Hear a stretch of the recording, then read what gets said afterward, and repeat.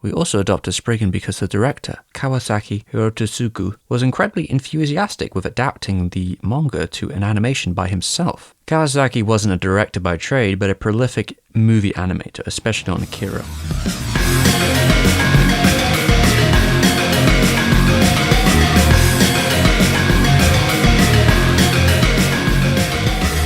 Prior, he'd worked as an animation director and character designer on Stink Bomb. He was now given this opportunity to create something with a lot of freedom, a surprising amount. He directed, scripted, and boarded the project. While the movie only loosely follows one adventure from the manga, it sort of moves the tone to a more somber position, and you can still see that the team are fans and that they're kind of reinterpreting what they want to. There are a lot of different ideas and sections throughout the manga that are sort of brought in here in some way.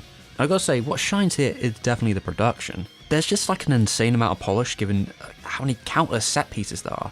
They may have a narrative that is stuck together with glue, and it's peeling, but yeah, the actual technical level here is really impressive, and it's all in the style of like Otomo. And if you like that kind of thing, you will be in for a treat here. Even minute moments are given just so much grace. There's one particular thing I remember where the elevator, and it just very complicated perspective shot to do in 2D. And it's basically for nothing. It's just a quiet ride. In fact, what's supposed to be the important shot is what you see afterwards, and that looks kind of very like whatever in comparison to what just happened. I gotta say, this is an animation paradise. And it rules over all other decisions, which is why you can kind of tell like Key Animator did it. Because even if something doesn't make a lick of sense, or it's just like taken to 11 from the original source material, who cares a fuck, right? The most legendary soldier in your organization is being friendly fired and captured by his own allies. Hey, it looks cool. What about, saving your ally out of a black hole with a grappling hook and then holding on to like life as you know it with your broken arm? Whatever. Even when they're adapting the source material, the approach speaks to how the boards and animators could just add on top of everything, just to heighten something, because they thought, yeah, why not? Like, the Fat Man battle makes him into this complete titan, with a shared history, and the brawl moves from, like, a few pages of affair to one of the biggest in the whole feature, and an ending which is just such overkill. Finally you begin to fight!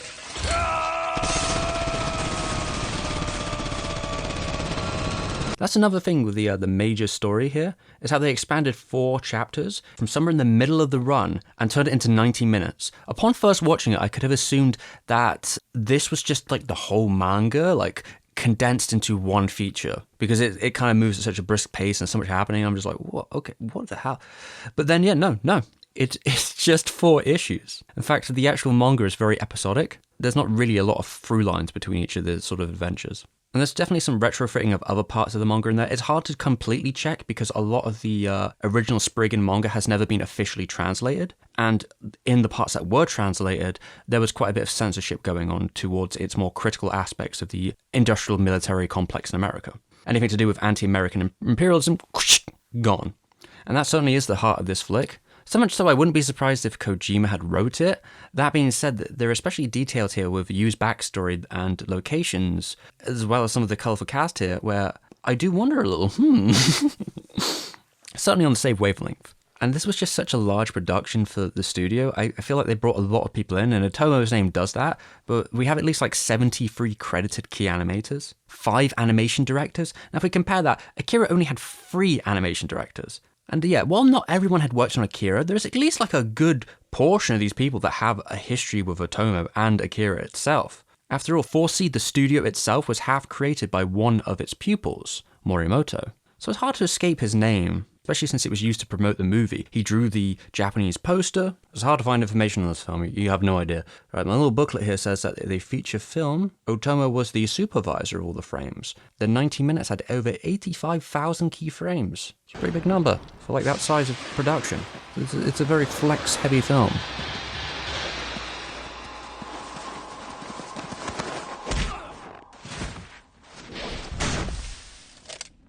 And I've also got a big ups here, because there's like a lot of animators here who would go on to have like really crazy careers, but there's just this insane 2-minute scenario fairly early on. It's one of the first big set pieces by Shinji Hashimoto. Now, I've seen some people call him the Jackie Chan of animation, or at least one of them. And with his cuts here, you could totally see that. Like, there's sort of like a dynamicness here, the creativity of the action, the way it keeps moving. It evolves so fast through a variety of staples of different set pieces, and it's always trying something new. Specifically with like the structure of this film, almost feels like it was made for this fight scene right here, because they removed the most iconic thing about Yu, which is his weapons and exosuit. He doesn't have that for most of the movie until it's like the second half. And it seems like they've done that specifically so they can create these more like down and out cat and mouse action scenes that put them on the back foot, because with that actual suit, this is just like trivial. If it wasn't enough, they then use this giant zoom effect towards the end that just shows them a massive amount of parallax, just so they can show they can pull it off, which might even be a callback to a sequence in the manga, I don't know. The only way Spriggan can like survive as a picture of it is like intensely, explosively bombastic is by the variety of its explosive battles. Caveat here I've got to bring up with Spriggan is it's sort of like the lack of characterization or like any reason to relate to these characters. And I'm not going to say that the manga is like a particular bastion of this area. It is very like simple characters doing ridiculous things. In this context though, it's helped by the way the movies sort of just opens up so haptically. There are four separate just events that happen in the opening that are all just stapled together with little connecting tissue. And that's going to leave new fans bewildered, and maybe even old fans too. And even in context, what it means to be like a Spriggan, which is like the secret organization, the people who like fight against supernatural stuff, that's not really discussed in like any big form. It's kind of just like very rushed through. But I gotta say, like, yeah, even though this is like a first time affair, it definitely feels like the team is really working hard to like get the best out of it, to make something that shines through their like personality. Definitely with animation as priority and everything else is secondary. And it is absolutely overwhelmingly sensory. That's going to be like a continuing theme for the studio, but it is just, at times, you just have to be like, whoa.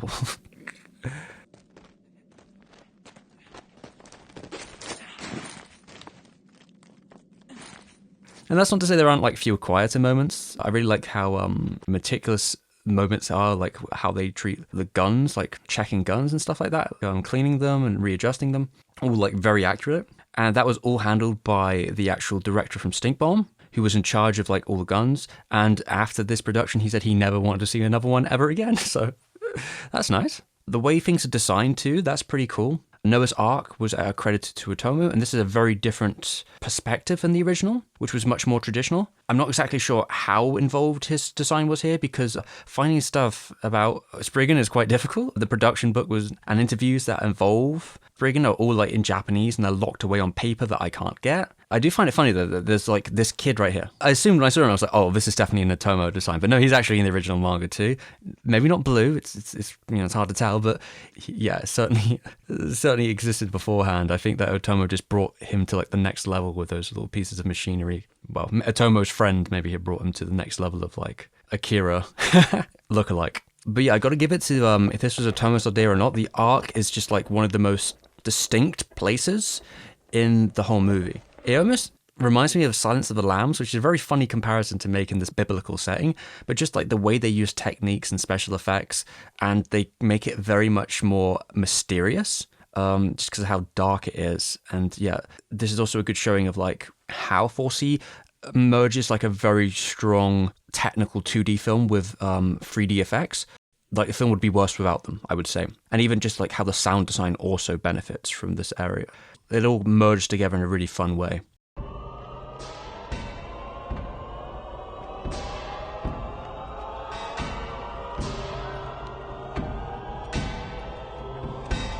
You have the after images, especially the colorization. Everything comes together in a really effective way, which I feel shows that even if this film structurally as a whole is kind of messy, individually, there's just like a lot of great ideas. And another part was, to me, I find quite fascinating here, is that the CGI director, they talked about the push and pull of this production and being asked to do things that just they were not at the level to do yet, because this is still before the new millennium. And even though 4C had people working and they had the computers, these things were really slow and they couldn't really achieve everything that the production would have preferred them to do. So they had to like compromise. And I think those compromises really lead to a better production, a better overall for the time period. It would have been easy enough for them to try and push the envelope in CGI a little bit further, and it might have came out with something that looks quite dated, which if I could say anything about Spriggan, it's definitely not a dated looking film in terms of its effects. And what I would say here, especially, that again, 4C has carved out a bold style with their second feature, even if it's one that is not 100% together. It showed that they can basically fight with the best of them on a technical action level, which at this time in the 90s would have been quite important to have, and that they could really approach any style of adaptation and try their best. Even if, yeah, we're talking about like just a visual exhaustion that can come with watching Spriggan, especially down to the soundtrack, which is unique, let's say.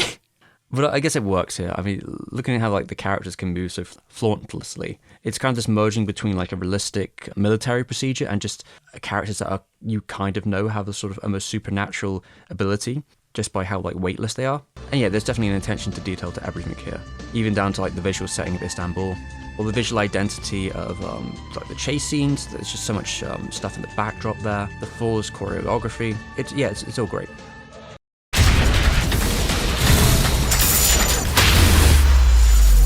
I do know the series is getting like this new adaptation soon from David Production, and they're definitely a fan favorite in some ways. I kind of think they tend to be a little safe in terms of what they do transitionally.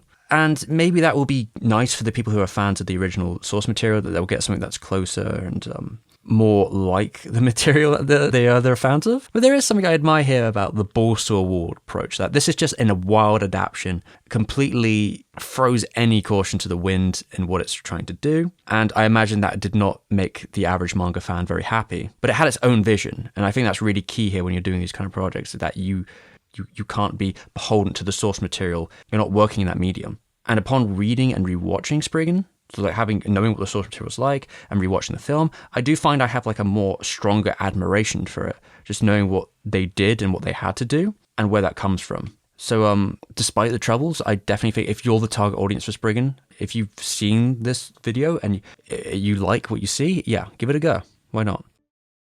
Hello there, we have a cat over here. And you have just watched a 4-Sember or a 4C month video. Now there's supposed to be a bunch of them. We're supposed to be releasing them every day after all. And at the end of the month we should have a full, expanded, revised version for everyone to see. If you want to keep checking them out, there should be a playlist probably on the screen, I'm guessing. And to thank everyone who has helped support me during this period of time, it's been a little bit hectic to try and get these videos out. I need to thank all my patrons who get exclusive content. I got a lot of stuff earlier, etc., etc. Jay, Steven's mum, Takayuki Suzuki, Alex Moriarty, Paul, Subsofa, I hope I'm saying that right, and Chunks. Among all these other people, I've had to expand. We're in the editing dock right now, but I've had to expand the screen because I knew there was more space I needed to get all the names on there, so I've changed the angle slightly. Yeah, thanks everyone for their support. Check out tomorrow for the next video.